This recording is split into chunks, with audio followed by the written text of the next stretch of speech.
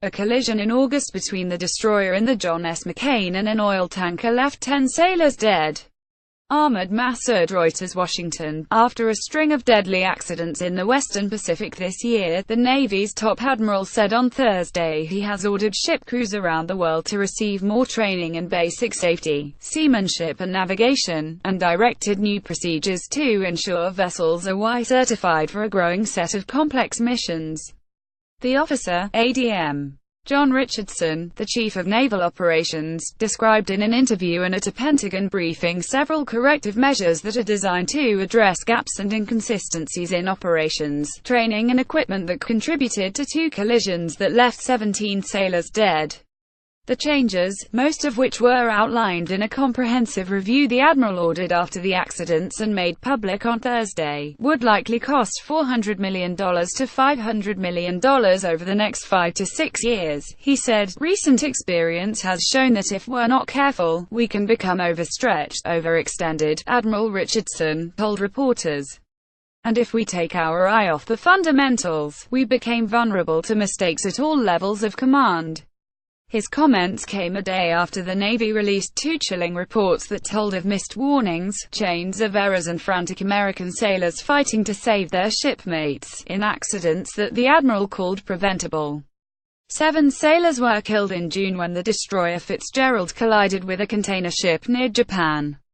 And 10 sailors died in August when the John S. McCain, another destroyer, named after Senator John McCain's father and grandfather, collided with an oil tanker while approaching Singapore.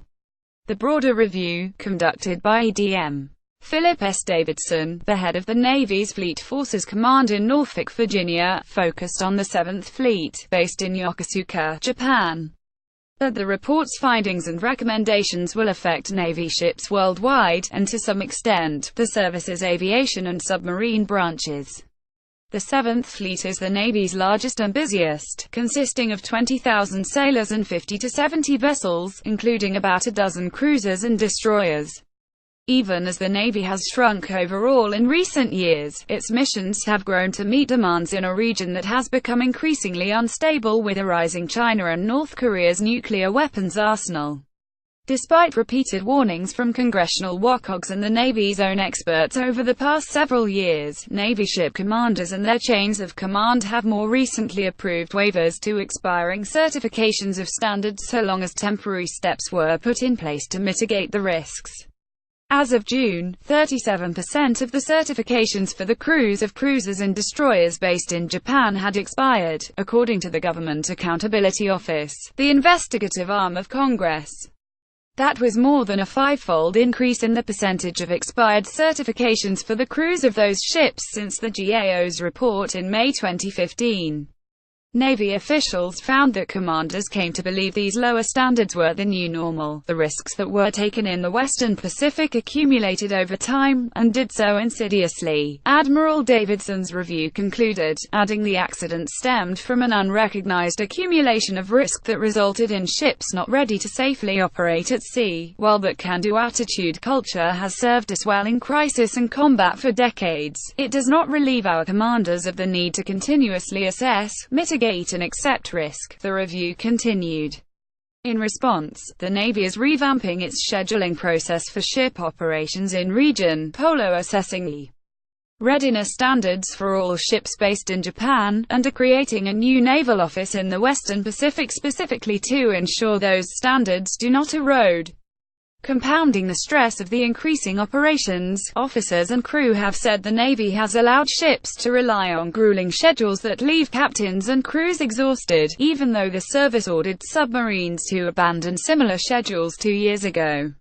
A GAO report from May said sailors were on duty up to 108 hours each week. Navy officials have now ordered more sleep for crews and no more 100-hour work weeks for sailors.